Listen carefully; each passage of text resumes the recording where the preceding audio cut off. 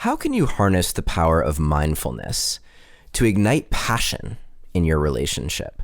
And how do you use that same power to take charge of your own happiness, to find all the ways that you're standing in your own way and to, well, get out of the way? That's what we're covering in today's episode. But first, before we dive into mindfulness, let's start with gratitude.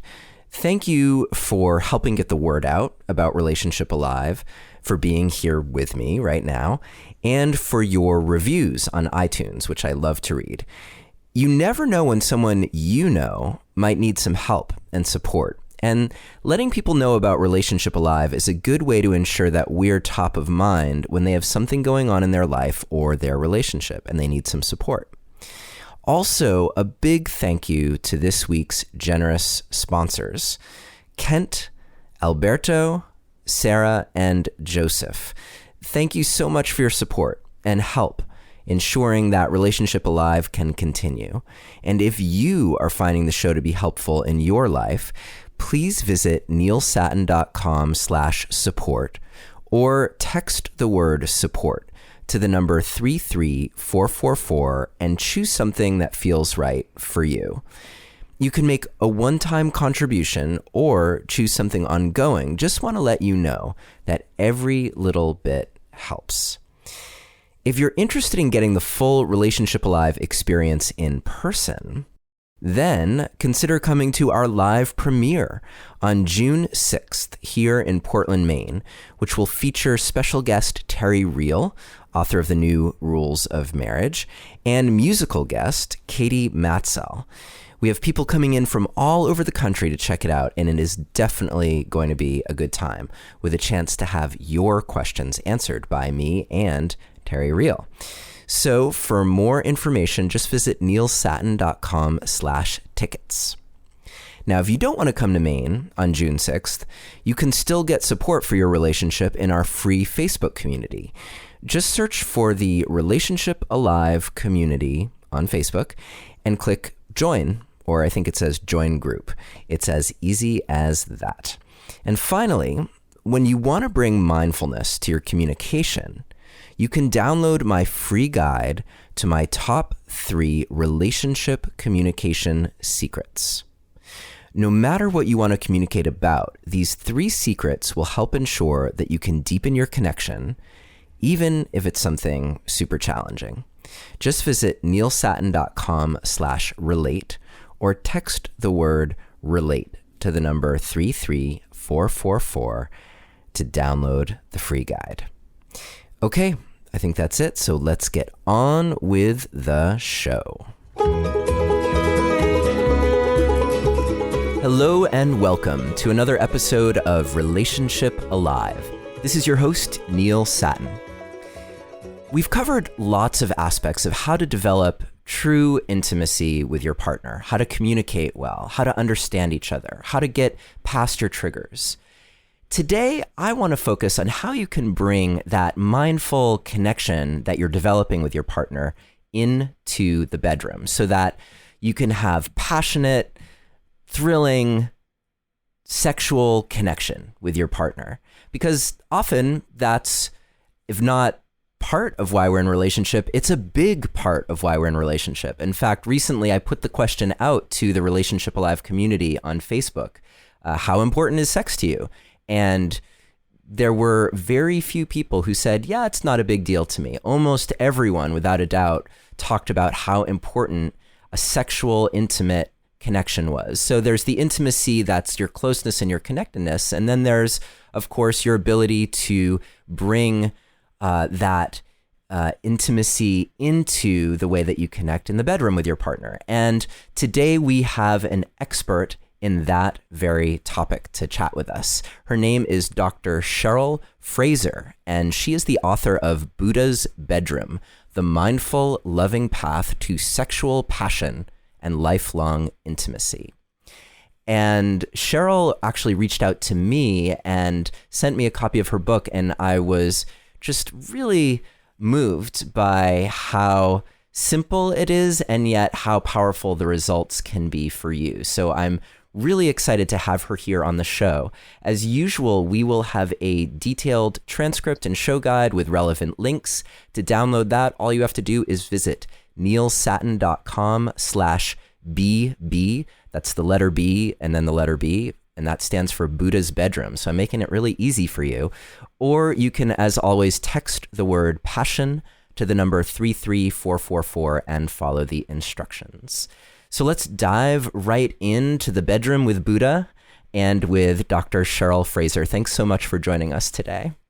Oh, it's so much my pleasure. So happy to be talking with you. Well, before we can get into bed, let's talk about the way that you start your book, which I love, which is bringing mindfulness to your relationship and the sense that our partners aren't there to make us happy, and how that desire for our partner to be that for us is at the root of so much unhappiness. So before we can really get into bed with our partners, we often have this obstacle of feeling the resentments that we've stored about them, or the abrasiveness that is actually an obstacle to the closeness, to the openness to being there with them in a sexual way. So how did you arrive there, and what's our good entry point here? I mean, maybe it's just with the Buddha and how the Buddha's teachings really do apply to the misery, the potential misery of relationship, as well as the bliss and joy.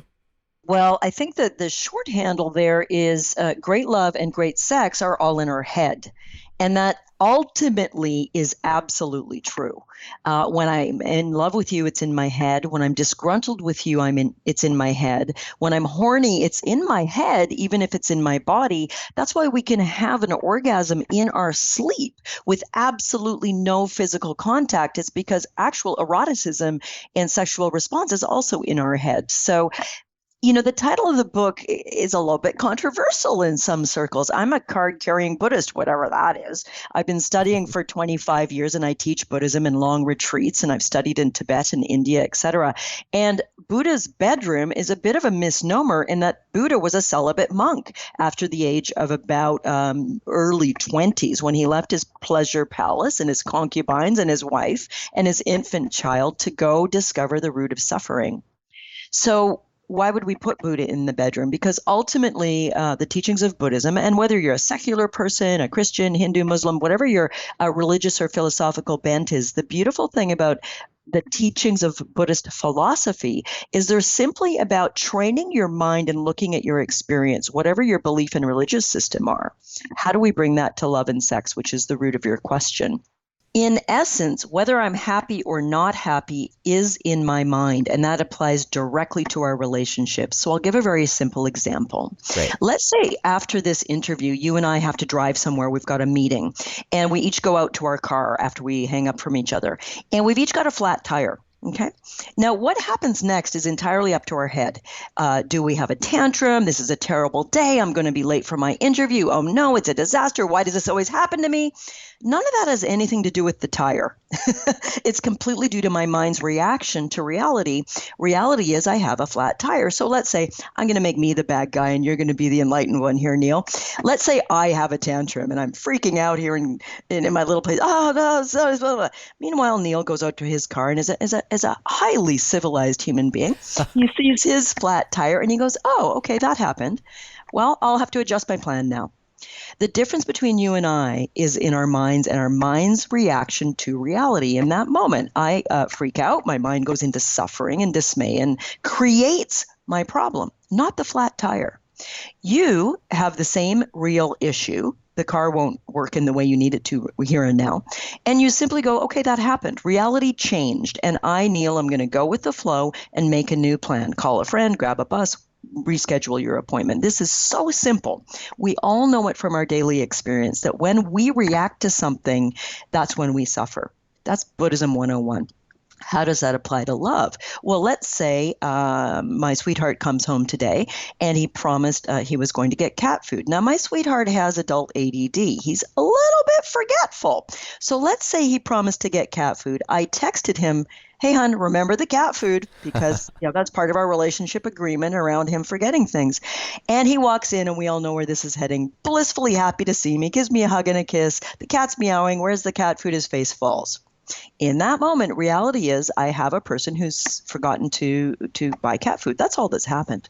But what happens next can often be, and I am not proud to admit I've gone there, oh, for goodness sakes, I can't rely on you. I texted you. Couldn't you just check the phone before you leave the store?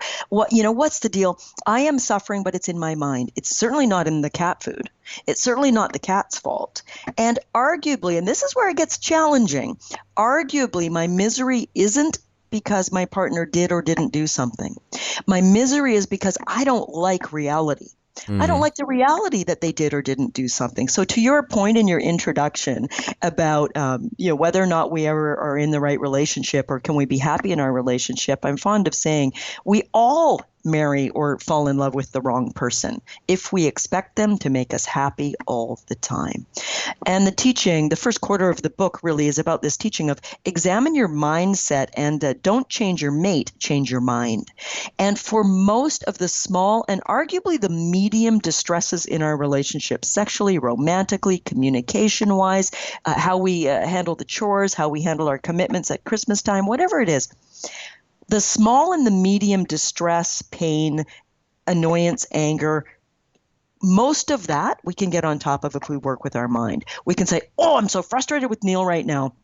I can look at my mind. I can look at the emotion. I can feel the emotion in my body. I can look at the story. Neil's so unpredictable. He makes promises and he breaks them. And I can, harness that in and ideally calm my body, calm my mind, do a stretch, do a little meditation, go for a walk with the dog and come back and say, hey, babe, I need to talk to you about something that's really bothering me.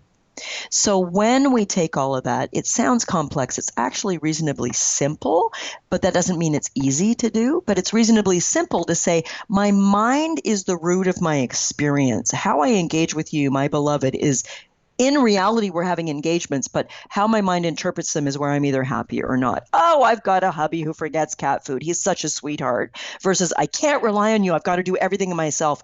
Wow, those lead down different roads. Right. And so there are several different paths that I want to go down here. One of them, just to share, I had this interesting insight when I was reading Buddha's Bedroom, which was thinking about the question that I often get asked, which is, when I've done all this growth, what if I find out that my partner isn't the person that I'm supposed to be with anymore? And I think that a lot of what you just said is the answer to that question. Not 100% of the time, but probably 85 to 90% of the time, as long as that growth includes how you process your own stories about your partner and your relationship, then you may find yourself able to connect in totally new ways that aren't based around the dysfunction that maybe brought you together to begin with, which is so often the case. So I just wanted to share that because for me, it was actually really inspiring as a way of saying, you know what, when you reach a new level of growth, you also reach a new level of ability to take a new approach in something that's problematic in your relationship. That's part of the growing. And some of that is the relational skill. It's how you talk to Neil about the cat food he keeps forgetting. And another part of that is how the inner part of your conversation that's happening, recognizing, oh, it's my mind that is torturing me right now, and whatever you do to get past that. And a question that I have for you is around those moments, like how would you describe someone having their story and getting past their story, but then still recognizing, and maybe it's not the cat food, but maybe it is a repeated sense of like, oh, in reality, I'm noticing that my partner actually doesn't really pay much attention to me. It's not like you're giving them the negligent partner a blank check to just walk all over the newly practicing Buddhist, right? No, because that would just create more suffering. And Buddhism's all about trying to reduce our suffering, not increase it.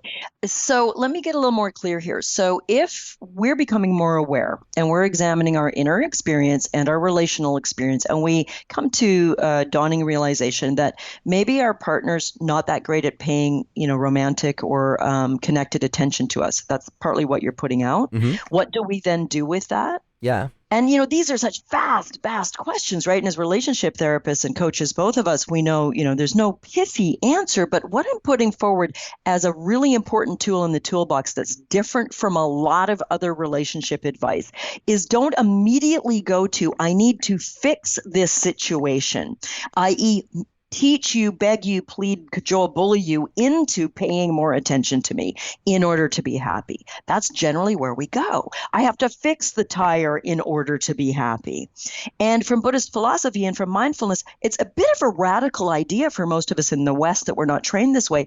Well, you don't need to fix the tire to be happy. Ipso facto, I don't need to get my partner to be attentive to me in a specific way I would enjoy in order to be happy. What? That means I've got all this space in which to be happy with my inattentive, distracted partner who I know loves me deeply and shows me in other ways.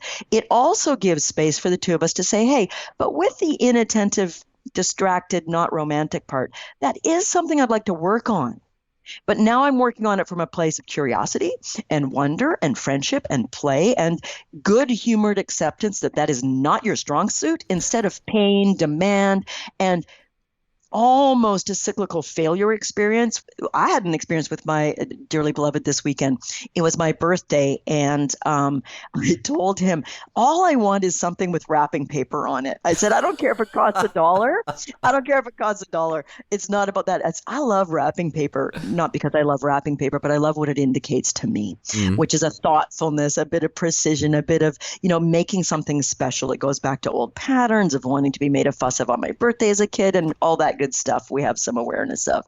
So my dearly beloved goes and gets me a really sweet little gift. As dog lovers, you and I both, Neil, he got me this sweet book on, dogs and whatever, lovely book. And he put it in a bag. Oh, I know. I'm telling you, we're set up for a fight now. He put it in a bag and he left it on the hotel bed, and he left a card. And in the card, he said, all sorts of loving things that were beautiful. And he said, and redneck wrapping. Now, redneck wrapping, meaning, I threw it in a bag. I didn't get, shiver stuff. And I was not a very good Buddhist or a very good sex therapist or a very good relationship therapist or a very good wife or a very good person in that moment. I kind of freaked out. All I asked for was it to be wrapped. I just wanted it to be wrapped. And I actually had some tears. I was very tired. It had been a very long week. Now, if I had practiced what I preach, which I try to as much as possible, I would have said, how cool. That's his way of rapping. This is my sweetheart. It's kind of funny. It's kind of cute. It's kind of quirky. We're different people. So just to bring this back together and to summarize it for our listeners, when I accept responsibility for my mind's reaction to reality, it frees me up to accept reality the way it is and be not upset. It also frees me up to say, okay, I'm not really upset, but hey, can we talk a little bit about the wrapping paper in the future? And what I would really love is on special occasions, if you got paper, because it's symbolic to me, it just lights me up, and you'll get great return on your investment because I'll be so thrilled. And but instead of doing it from a place of pain and hurt and the place we usually dialogue about problems. So I don't want listeners to think, oh my goodness, I have to accept every shortcoming in my relationship from now on because it's my fault that my head isn't happy with it. No, that's not what we're saying. But we're giving people a super powerful tool to add to the way we usually do relationship. Work on our head as well as the interaction between you and I. And find a way to be happy and joyful and horny and in love and curious, regardless of what's going on for our sweetheart. And then maybe take their hand and ask them to jump into that playground with us when we're at our best. Cajole them out of their stuck place instead of trying to berate them or guilt them or harangue them out of that place, which I think you and I have both experienced professionally and personally doesn't work all that well. Yeah. Yeah. As soon as we're coming at people with what in the dog training world we'd call negative reinforcement, as soon as that is happening, they're going into their shame and feeling unworthy. And that's not a place where any good problem solving is happening. And certainly where the connection also isn't happening. Yes. I love that example that you gave, because your husband clearly, he was thinking about that. He was probably thinking that he was getting at what you were asking for. Like he acknowledged it even, but he didn't really get what you were asking for in the end, because what you wanted was fairly simple. But he missed that point. Yeah. Yeah. And I love him anyway. And we redeemed the weekend, and often it wouldn't have gone that way. But, the trifecta was there of exhaustion and working too much and hadn't had much time together and all that stuff.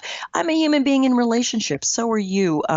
My private practice therapy office is upstairs from my home. You and I are speaking from my home right now. And I often say to my beautiful patients I get to work with, the couples I work with, there's upstairs Cheryl, and she's awesome. And then there's downstairs Cheryl, and I'm a lot less skilled down here. But all of us should be that, I think, self-revelatory and not set ourselves up, because even though, I'm literally considered a sex and love expert, that doesn't mean it's easy in the trenches of real life with real human beings. And I think that hopefully keeps us humble, and it keeps us always searching and looking for ways to bring this beautiful work to people, to do something which is sacred and profound, which is to choose to walk through life with a person. And we learn, if we're older than 16 or so, that it's not as easy as we thought it would be, and that soulmates don't exist, and that Walt Disney sold us a bill of goods, and we should all sue him. That there is no happily ever after, at least not all by itself. Well, I think they have some money, so maybe we should put a class action suit together and go after Disney. Yeah. And I think this is so true, that what we're after is not this idea of a perfect relationship where nothing ever goes wrong.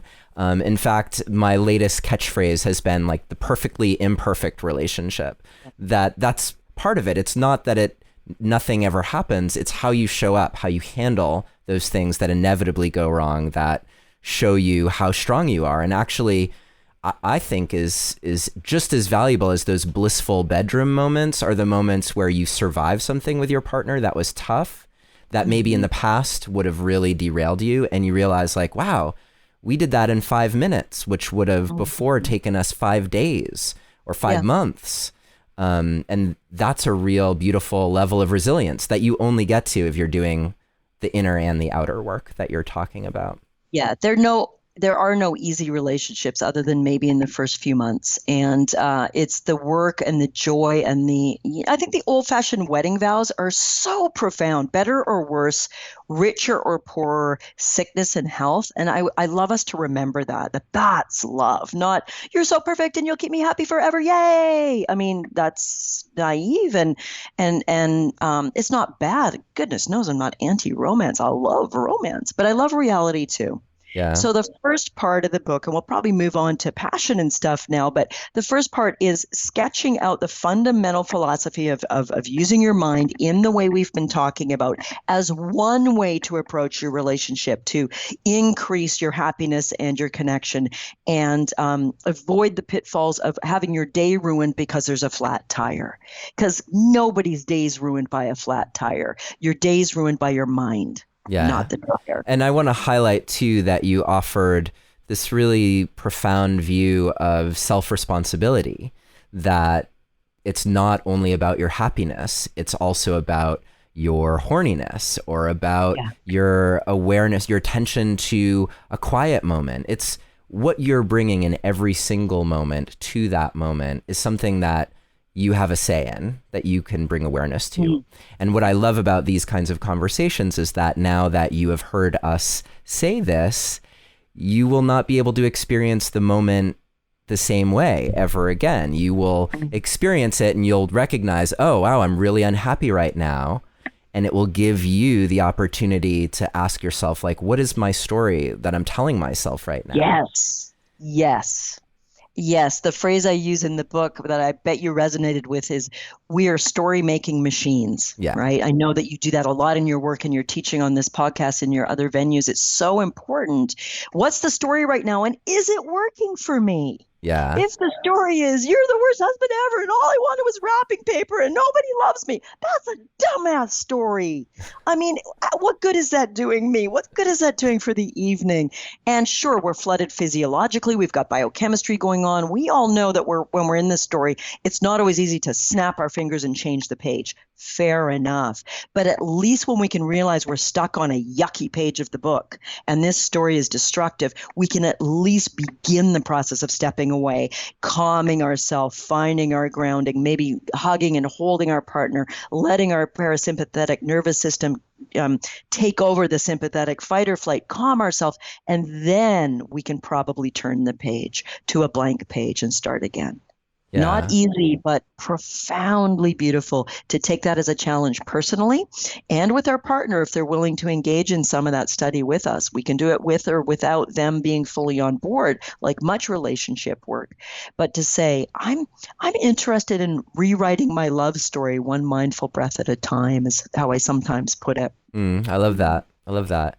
And as we bring our attention to the moment, this is like a perfect segue, I think, because for one thing, I think a beautiful remedy for those really triggered moments is how you presence yourself. You know, our limbic system is lost in this sense that the tiger is chasing us.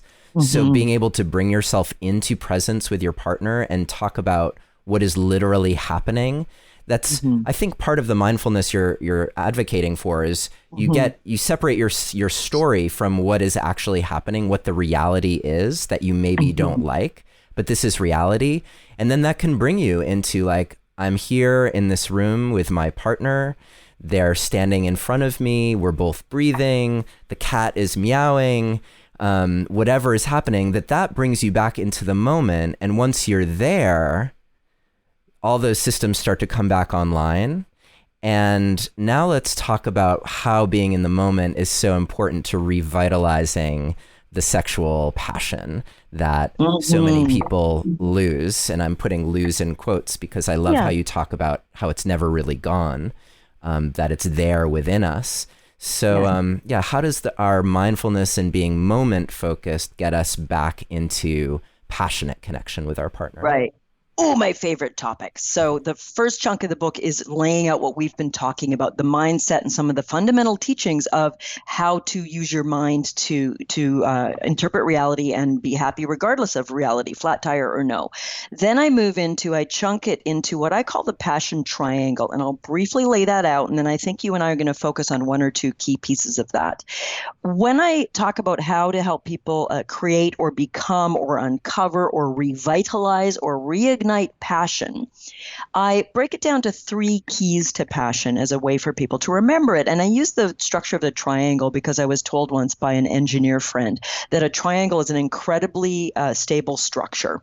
And if you want to build a big building, you want to build it on the variation of the idea of the triangle, all sides leaning on each other, strongly unshakable. Isn't that what we want to build in our love life? All 3 sides of our relationship leaning on each other, strong and unshakable. What are the 3? I'll name them. I'll briefly describe them. I talk about intimacy being the base of your triangle, thrill being one side of the triangle, and sensuality being the other side. And intimacy is what a lot of your work and my work covers, Neil, which is I don't use intimacy here as a euphemism for sex. I use it as psychological, emotional communication, even spiritual connection, that sense of knowing each other and being known. Great. What John Gottman and team call love maps, which many other people just talk about. I feel seen by you, heard by you, ups and downs, the little stuff, the big stuff. True intimacy grows over time, months and years, through what you were just talking about, the ups and downs, the things we go through, and maybe we can stand in the middle of it and survive. Intimacy, key to lifelong passion, because the kind of passion I'm talking about isn't just a wild weekend. I'm talking about sustainable, fluctuatingly alive passion, sexually, emotionally, romantically, and spiritually. So intimacy is really important. We probably won't talk a lot about it for the rest of this conversation, but a chunk of the book is talking about how to bring mindfulness to your intimacy and communication practices, mindful apology, things like that. Thrill and sensuality are what I think people really respond to as ways to think about their relationship that are cast in a slightly different manner than maybe they've heard before. Thrill, I'm talking about the ineffable sense of butterflies in the tummy and a rush of lust or excitement through our mind and body that most of us experience very easily in the beginning of our relationship. When we're dating, we're beginning to fall in love. In my days, I'm going to date myself a bit here, but it was all about the answering machine light and whether it was blinking or not when you walked in the door. You didn't have the cell phone, so you were at work all day and you came in at 5:30 or whatever, and immediately I'd look to the corner of the room where the answering machine sat, and if it was blinking, it meant there was a message, and hopefully it was him or her, and I would go and listen to the message, and then it was my grandmother, and I love me, my grandmother, but you're so disappointed. We all know what it was like to be excited and anticipatory and feeling a rush of thrill, to be at your office desk and have literally a rush of lust in your body when you remember that goodnight kiss from last night. Now, what happens 3, 6, or 18 months down the road? You and I are familiar, and most of your listeners may be, with the findings that there's a period of what's called, luminescence or numinosity or whatever we want to call it in the falling in love stage that is biochemically driven. We've got dopamine, we've got serotonin and oxytocin, we've got love hormones, we've got sexual drive. We're cave people in cave bodies, and we're programmed to mate and get it over with. So the pursuit and the chase is very thrilling. And then we move into a phase of what I call marriage incorporated, whether or not you're married, gay, straight, or alternate couples. I'm talking about when we make a dedicated commitment to each other in whatever form. I just call it marriage incorporated. And that's where the thrill is gone, we think. I'll get back to that. But we think, as the old song says, the thrill is gone. And we're doing okay. I love you. You love me. We've got the kids, the dogs, the horses, the cats, no cat food, but, whatever, and so on. And we're good. We're fine, Neil. We're fine. I like you. You like me. We're in love. We're not looking for an affair directly. We're not wanting to divorce. And we have a good time on vacation. And we are running the business of us, the mortgage, the pets, the kids, the activities, your career, my career. You've got that podcast, but I've got this other thing. We all know this. We are often living it right now. Marriage incorporated is where the thrill seems to have gone. And we're in contentment. Now, that's a natural phase. My work's about bringing the thrill back, reinfusing marriage incorporated and turning it into passion incorporated. I'm going to get to sensuality with you probably a little later in this conversation. So let's stay with thrill right now. Great. A reminder, the three are intimacy, thrill, and sensuality, because you asked me a key question, which is how does the mind or mindfulness or paying attention relate to thrill? In every single way. Because when you and I are new, it's novel, and novelty automatically takes care of thrill. I am curious as heck about you. I can't wait to hear about your day, who your best friend was in school and what happened to that friendship, where and how you lost your virginity and how embarrassing was it. I want to know everything. I want to know where you bought that shirt. I want to know what your relationship with your parents are like. It's easy. We're organically curious when we're falling in love. The thrill is based on novelty. You are uncharted territory, and I can't wait to map every single bit of you, every inch of your body, and every neuron of your mind. I want to know you. Right, and there's often some fear involved there as well. That's also fueling the dopamine or the chemicals that are coursing through our bodies. Great observation. I am investing, and I'm fearful or anxious or excited that, I'm falling in love with Neil, and I don't know if he's going to feel the same way. And am I overplaying my hand? All of that's very exciting. Yeah. Sometimes painfully so. And when we then move into contentment and life and busyness, we get complacent often. And the few of you listening that didn't, bravo and hallelujah. But the majority of us get complacent, and I start to take you for granted. And what was new seems familiar. And it blows my mind when as couples we say, I don't really think there's anything new to learn about my sweetheart. I'm like, are you crazy? Have you met them?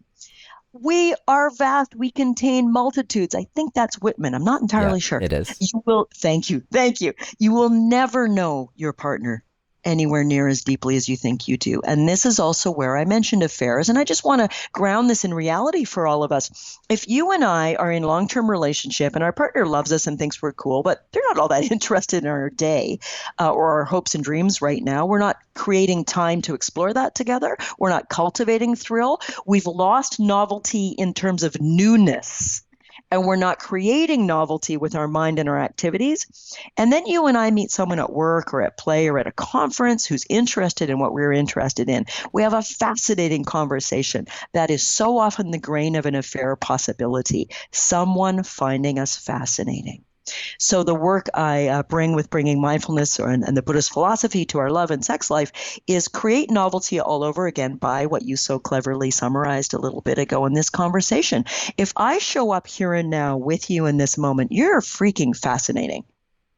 Even if I've slept next to you for the last 26 years, even if I believe I know everything about you, you are filled with surprises if only I have the eyes to see. Mm-hmm. And I think a very simple way to make this relatable to people is, let's say you and I love chocolate. And I am able to gift you with a tiny sliver of the most gorgeous, Belgian truffle in exactly the flavor and style you would most love. Even as I say this, my mouth starts to water a little bit, and probably yours and probably our listeners. And I give this to you and I say, Neil, I want you to take your time and I want you to just bring this to your nostrils and have a little scent. And you're like, oh my goodness, it smells delicious. And then I ask you to just place it on your tongue, but just leave it there just for a few seconds. And it starts to melt a tiny bit. And then I ask you to roll it around and it's silky and it's smooth. You've got texture. You've got the orgasmic flavor explosion. And then you just enjoy it. You take time, you swallow, and it's gorgeous, right? You're killing me. Right after this, I'm going truffle shopping. And I bet what you do not say to me is, yeah, whatever, I've had a lot of chocolate before. And the reason is you're just showing up here and now with that sliver of truffle. And you're experiencing it as though for the first time. And if you've had thousands of chocolate, if you have a 2 chocolate a day habit, this moment is gorgeous if you focus on it. The power and the eroticism of attention. Now, if you were to, and let's do this together right now, I want you to take your hand and everybody listening and just gently stroke the top of your other hand with the fingers. I'm using my right hand fingers. I'm stroking the top of my left hand.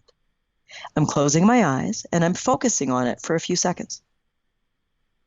And it feels very powerful. Yeah. Simply because of the special sauce of attention. Imagine kissing like that. Imagine someone licking our thigh like that. That's the way it felt for the majority of us in the beginning when we were exploring each other. We were locked and loaded on that sensation, and it was so alive, and it was so erotic, and it was so romantic. Not just because it was new, but because we were paying attention. Yeah. Novelty makes it easy to pay attention. Familiarity does not make it easy to pay attention. The first time you drive a tricky mountain road, you pay a lot of attention. If you've driven it 4,000 times because your house is at the top, you stop paying attention. So what's the point of all that? If you want thrill here and now after 27 or 48 years or 30 days or however long it's been, it's your mind paying attention to this truffle, this kiss, this conversation with you, this description of your business meeting today that makes it alive and passionate. Interest makes us fall in love over and over again. Interest and attention and mindfulness make thrill perpetual instead of simply part of the first few months of our relationship. That part comes automatically. Enjoy the heck out of it. I love falling in love. I love the rush of all that biochemistry and projection and craziness. And when I counsel people, when they ask me what to do about it, I'm like, enjoy the freaking ride. It's a roller coaster, but just know you're on a roller coaster. It's amazing. It's intense. You're in an altered state of consciousness. The biochemistry of falling in love literally mimics the biochemistry of obsessive compulsive disorder in functional MRI machines. We actually are mentally ill when we're falling in love. Enjoy the heck out of it. And then when it starts to settle, change, shift, and some of the deep work starts to happen and it's no longer so perfect, that's where we can say, okay, I am interested in boarding the roller coaster volitionally over and over again through our decades together. That's mindfulness, that's choice, that's effort. That's how we can begin to keep thrill alive forever. Great. Yeah, that's exactly how you take charge of your story. So if you're able in the moment to remind yourself, just like I had the ability to choose happiness in this moment, even no matter what the circumstances are, now I also have the ability to choose attention and to put my attention into this level of fascination. And where my mind went, strangely, was not that these words are necessarily connected at all, but I was thinking about fastening, like you're fastening your attention to someone, so you're fascinated with them. And the way that brings you into joy also, I think, takes you out of that realm of wanting someone to fulfill your expectations. So, and this, I think, goes into the sensuality piece, right? Because when you're in the moment and you're fascinated and you're just enjoying that last sense of the chocolate on your tongue, like, you don't want that moment to end. You're not really thinking about the next piece, right? If you're able to bring your intention in that fully. And where so many people get lost, I think, especially when there's a disconnected state where we've been in relationship for a long time and it feels like the chasm between us is vast. I don't even know how to get to being sexual with you because I'm so wrapped up in business and the kids and the dog and the cat food. So, but the way, it's like such a quick bridge is to be able to give your attention like that to your partner and to find that fascination. And then it's almost like that question of how do we get to the bedroom in some respects becomes a lot less important because you're enjoying that moment potentially almost as much as you would enjoy the bedroom. Yes. And it gets you into that enjoyment, which leads you into maybe more of the sensual experience with your partner. Yes, I want to comment on a few of those great observations. Before we move into sensuality, I love the idea of fastening and fascination because there's actually a fairly esoteric Buddhist word to describe deep concentrated attention, which is called wataka, and it means to tack onto, which is to fasten, where your attention kind of gloms on to this breath and it's unshakably there. So you're intuitively really on that point there, Neil, of fastening and fascination because you're the totality of my experience in this present moment. I am focused on you, the truffle, the business proposal, the kiss, etc. The other thing is sensuality is the word I chose on purpose. And again, you've intuitively picked up on this. I didn't call the third side of the triangle sexuality because sensuality is a much broader field in which to play. All five senses, touch, taste, sound, smell, and vision.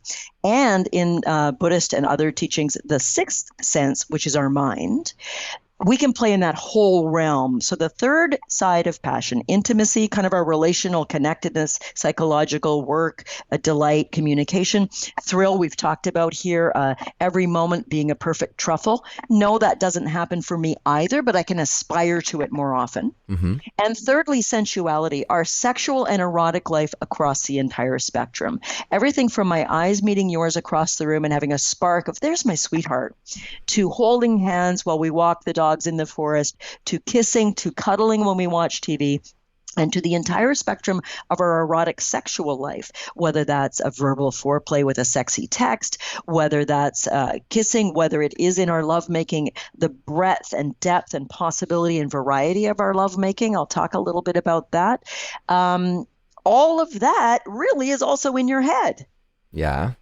I'm turned on or not turned on in my head. I'm interested or not interested in my head. I'm present with this orgasm in my head, or I'm fantasizing about someone else while I'm orgasming, which means I'm not fully present with this physiological and emotional experience. It's still fun, but I'm having sex with someone else somewhere else while my body's with you, which is a pretty common phenomenon.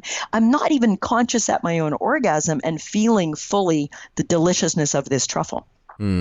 Yeah. When Chloe and I, in our course, when we talk about this, we talk about the continuum and developing this mindful awareness that you are always on this continuum of sensual experience with your partner. Even if you're thinking about them, you are on that continuum. And the reason I talk about it that way is because I like the sense that you're always connected in that way, that it helps, I think, also bridge the gap between that disconnection, or how do we even overcome this gap between us and where we stand right now.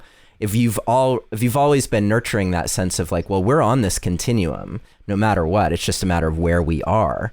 We're not in the bedroom part of the continuum. We're on the kitchen making dinner part of the continuum, where we can be aware of each other's breath, or I can go and touch you and really pay attention to that touch. And now we're in the same dimension of sensuality, even though we're at a different place than necessarily, hot, sweaty sex between the sheets. Yep.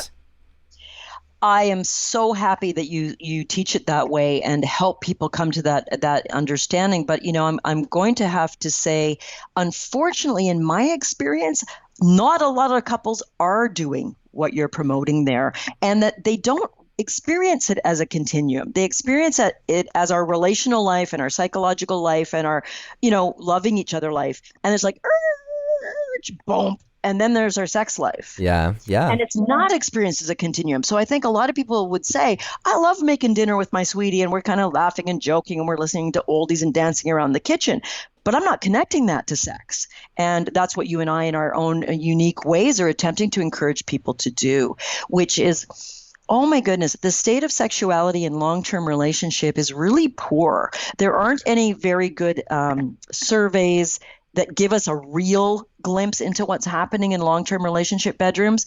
But clinically, and the best of the surveys and research that's out there, I would suggest the majority of long-term couples are having sex maybe a couple of times a month. And it is something they're neglecting. It's something that they're not even necessarily avoiding, although that can be the case. It's more like passive. There's so many other things going on. So many other things. Fatigue and Netflix, the biggest killers of sex ever.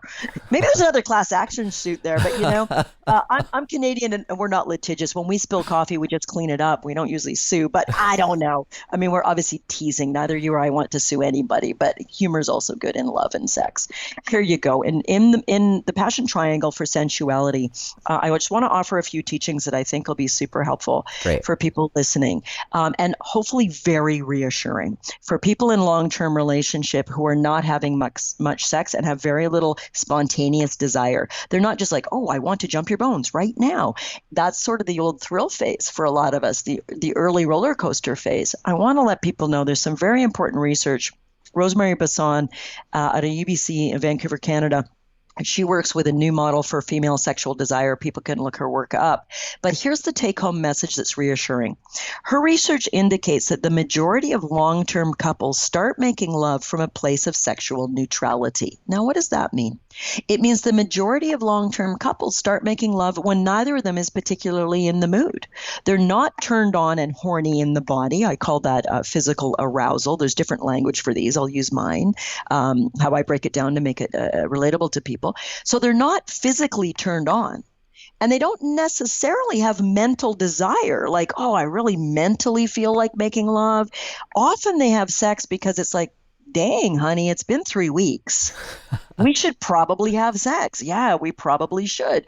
And that does not sound romantic, but I tell you what it is. It's real. Mm-hmm. I had a patient, a gay patient, lesbian patient last week say to me, she and her wife hadn't made love in 4 months. And I'd been encouraging her to really, attend to that and open up those possibilities. So she was really excited because they'd made love. And she said, oh, Cheryl, it was so great. I was snuggled in, and I'll call her wife Jane. And she said, Jane had her back to me. And then Jane said, do you have your mouth guard in yet? That was the big move. That was the big move, man. Do you have your mouth guard in yet? And we laughed, my patient and I, because we thought, right on, baby, that's real life. And she said, oh, I don't. And the rest is great. Why do I make that point? Because that's real life. So rest assured, if we're not feeling spontaneously lusty or really in our mind, oh, I really want to make love, that is normal and okay. And so one of the things I suggest to people, it's not a novel idea. Your guest a few episodes ago, Tammy Nelson, suggests the same thing as many wise people. You probably do too. Make a once a week sex date. And make that be unshakable. Like Monday night, we make love, whether we have a headache, whether we're super tired, whether one of the kids has the flu. We make love, whether we're into it or not. Now, the only reason we won't is if really through illness or a business meeting, we consult each other and say, hey, babe, I'm not sure I can make our Monday night sex date. Are you okay if we move it to Wednesday this week? Because that way you start making love, touching, kissing, have a hot shower, have a bath when you're not in the mood. Don't wait till you're in the mood. In fact, I like to counsel people to, one of my catchphrases is never say you're not in the mood ever again. And what I'm saying by that is it's okay if you're not in the mood. No one should be in the mood if you're making scrambled eggs and thinking about your tax return. Tax day in these days today, right? It is. And someone comes up and wraps their arms around you from behind and kisses your neck and says, hey, baby, what do you think? It's like, I'm not in the mood. Worst thing to say ever, even though it's true. Instead, I suggest people say, not right now, babe, ask me later. It's a very different energy. And it acknowledges what we're talking about right now, that waiting until you're in the mood to have sex means you probably won't have very much sex. Versus, I have a couple who's working with the weekly sex date just for the last 3 weeks. And they were having sex maybe once a month. They like sex. They have successful sexuality together. They were just busy and tired. But they made a weekly sex date and they've made love 5 times in the last 2 weeks. Because the sex date on Monday kind of got everything warmed up. And then Saturday morning was like, hey, let's have a quickie.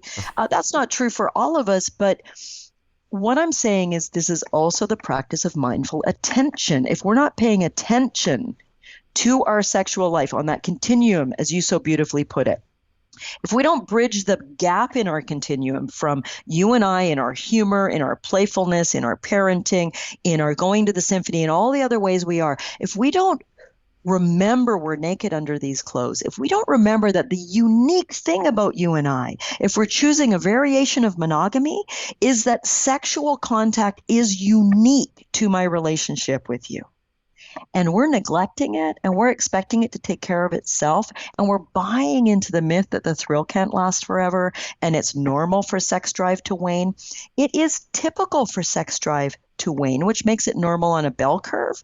But that's like saying it's normal when you get old to get unfit. That is typical on the bell curve. But if we choose fitness as we age, if we choose to be at the gym or yoga class, we don't have to fit what's normal. Don't be lazy and old with your sex life. Bring mindfulness to the sensuality side of your passion triangle. And it gets so much bigger than that. We probably don't have time to go into it, but I want to at least mention to people where it gets super juicy to use your mind in your lovemaking is the aspect of tantric sexuality, transcendent mind states in my lovemaking with you, where the sense of you and I dissolve and the orgasm turns from its typical physiological experience, which is actually pretty puny. The average male orgasm lasts 7 seconds and the average female orgasm lasts about 20 seconds. That's a pretty puny amount of pleasure, as great as it is. Through meditation and focusing your mind and some practices I talk about in the book, and you can research elsewhere as well, around tantric sexuality, extended orgasm, full body orgasm, we can turn the orgasmic experience into something that lasts much longer than 7 or 22 seconds. Imagine the orgasmic pleasure filling your whole body for minutes. Even longer than that. Imagine being to exchange that on an energetic level. That's some of the really beautiful places that working with our mind, our partner, our heart, and our connection can lead us to in the sexual realm, a type of transcendent sexuality. So maybe once a month or once a quarter, you decide to have gourmet sexuality and sensuality with your partner instead of your typical meal. And I talk about that in the latter chapters in the book, because why don't I talk about them in the beginning of the book? Because if you try to practice tantric sex without clearing up some of your unfinished business, learning to communicate better, enjoying cooking dinner together, remembering your partner's fascinating, and all the things we're touching on today, Neil, you're not probably going to have a 15-minute transcendent orgasm. Don't be greedy. Put in a little bit of groundwork. create and cultivate the conditions with thrill, with intimacy, and with sensual contact to move into some beautiful areas of sexuality and intimate spiritual sexual connection that a lot of us don't explore. And that can certainly make a long-term relationship fascinating again. Yeah. Fascinating again, and open up new worlds from what I usually refer to as our typical nipple, crotch, goodnight routine. Where we just do the same dang thing every time. And I'm not opposed to that, but sometimes create a gourmet meal. Right. So first, I just want to mention, if you are interested to learn more about Cheryl Fraser's work, obviously you can read her book, Buddha's Bedroom, The Mindful Loving Path to Sexual Passion and Lifelong Intimacy. There are lots of little how-to and action items in the book to help you along the journey. So I recommend that. You can also visit her website, which we will list in the show notes. It is drcherylfraser.com. And as a reminder, if you want to download the show notes and the transcript of today's episode, it's neilsattin.com/BB, as in Buddha's bedroom. And you can always text the word passion, which is appropriate for this episode, to the number 33444. In terms of Tantra, I think it would be great to have you back on at some point to chat about that more. We have, if you're listening and you're curious, we've had Diana Richardson on the show. Episode 2 is a great place to start. It was the very second episode of the podcast. Wow. And Margot Anand has also been on the show. I can't remember her episode number, but if you search for Margot Anand on my website, you'll find her. Two amazing tantric practitioners who can at least start the conversation with you with what we're talking about today. Beautiful. Cheryl, I'm wondering if you, because you offer on your website, the people can sign up and get free stuff every week. You offer little love bites that give people a piece of something to work on or to take action on or to help them think about their relationship in a different way, which is, I think, really helpful to have those like bite-sized actionable items. You talk a lot about Tantra. I do. It's critical to have bite-sized action items because, as we talked about, complacency, familiarity, fatigue, and Netflix and everything else gets in the way. So they're called love bites because they're meant to be small bites of digestible. Some of them are 2 seconds, 5 seconds, 30 seconds to read a little reminder for your love this week. So that's how I try to help each of us, myself included. My sweetheart and I read my bites and try to put them into practice. We've been there, yeah. Yeah, if people want to learn a little bit more about Tantra, I would start with the episodes you've suggested. And I have a 10-minute free video on my website as well people can watch just to get a sense of what is a tantric orgasm and how is it different.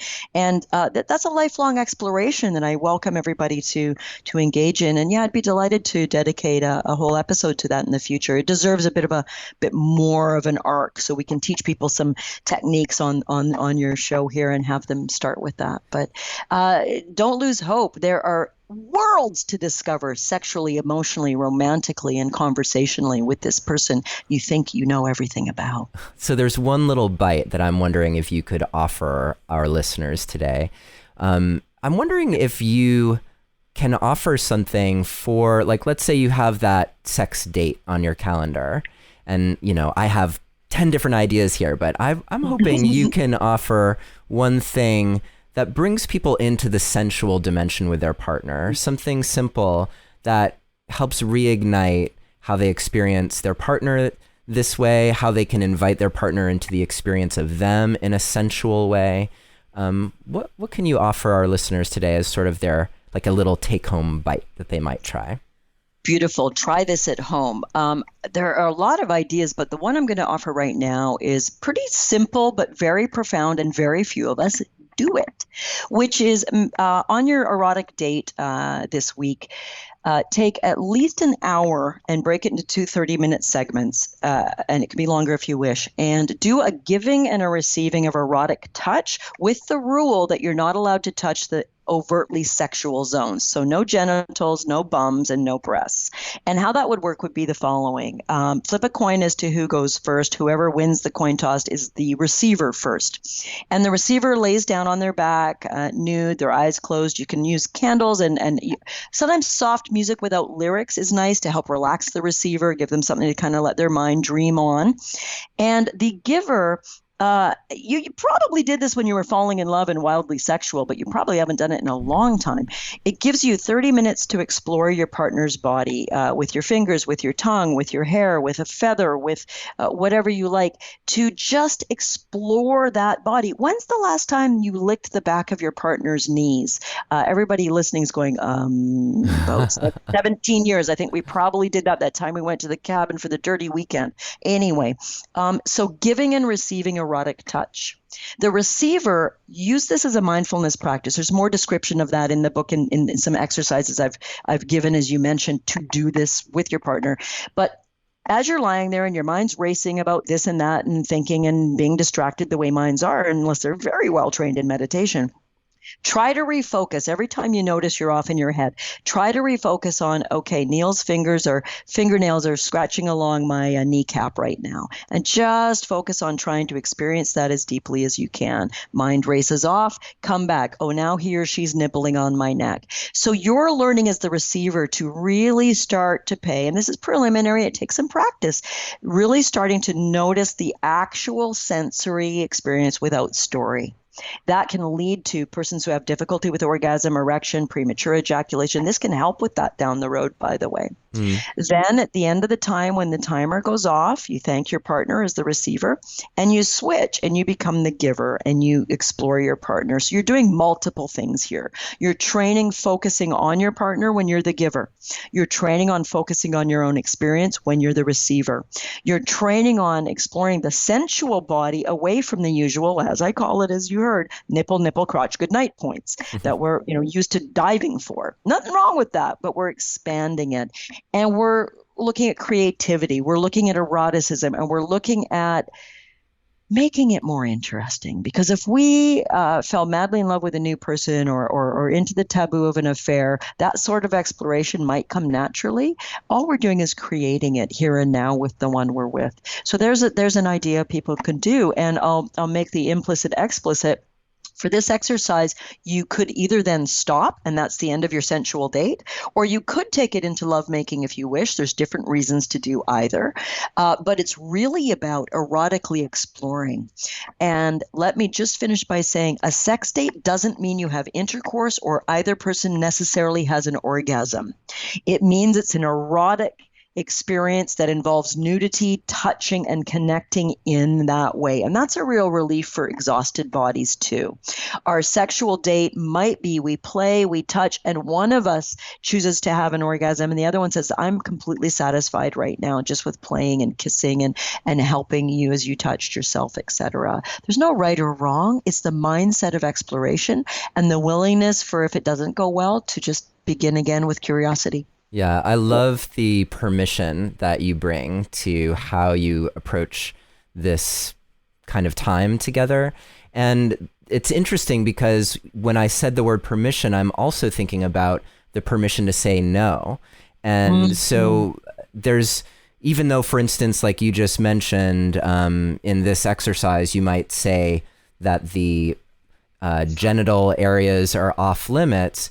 If you have points on your body that are triggers for you, it's okay for those to be off limits too. Like you can set rules so that you feel safe enough to have this erotic but not explicitly sexual interaction with your partner. Yes. Create safety for you. And I love that too about when you mentioned the never say I'm not in the mood. And what you offered was to say, not right now, how about later? That really reminds me of the Gottman's work around the power of saying no and both people having permission to say no, but it's not a no never, it's a no and, or a no, let's do this instead. And I think, speaking scientifically, they proved mathematically that the more that each person feels free to say no, the more sex they actually have, ironically. So I love that you incorporate that into your work, and hopefully, if you're listening, you'll get a date on the calendar with your partner for this week even. And if you are not partnered, you can do that for yourself as well. You can have the self-exploration or, find a good friend. But you could definitely do that with yourself as a way of exploring your own erotic inner experience and connection to self. Yes, I'm so glad you mentioned that. And although the book is written primarily for couples, everything in it applies to those of us when we're not in relationship, particularly around discovering our own mindsets, our own erotic potential, our own mindful touch. And there are solo erotic exercises in the book as well, because my goodness, get yourself ready for when or if you choose to be partnered again. Yeah, it's amazing how many opportunities you have in line at the grocery store to be reminded, like, oh, this is all a story in my head. What's happening right now? Right. Well, Cheryl Fraser, you've been so deliciously generous with your time and wisdom today, and it's such a delight to have you here to chat about Buddha's Bedroom, your new book. And I hope that you listening have gotten a lot out of today's show, and that you take the opportunity to visit Cheryl Fraser's website and find out more about the work that she's offering. You mentioned that you're going to be coming out with a course as well in the fall, right? Yes, I am. Mid-September, I'll be debuting an online course for couples, 8 weeks on this material and more that couples can do at home. I think the way a lot of your work is so important, that we create work that people can do from home, because they can't necessarily arrange their lives, their childcare, their business lives to come at the same time to a therapist's office for deep work. And I've been looking for ways to offer deep work to people. So that's debuting in the fall. And anybody who goes to the website or signs up for Love Bites will get all the information on that when it goes live. I'm very excited to work with people in that medium. Great. And if you download the transcript of today's episode, then we can also let you know when Cheryl's course becomes available. So some incentive to grab the transcript. Dr. Cheryl Fraser, thank you so much for joining us today on Relationship Alive. It's been so great to have you here. Thank you so much. And thank you for the work you do, Neil. And, people may often take for granted the plethora of profound, free, amazing, accessible content out there. So I encourage people listening to support this podcast and other great podcasts out there that bring this amazing work to us that we didn't used to be able to get so easily. We're all very blessed. Thank you so much. Thank you for listening to another episode of Relationship Alive. If you like what you've heard and want to make it easier for other people to find out about us, please take a moment to subscribe to our podcast and to rate and review us on iTunes.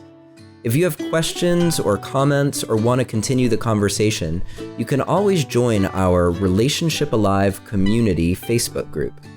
And for more information about today's episode, visit us online at neilsattin.com/podcast.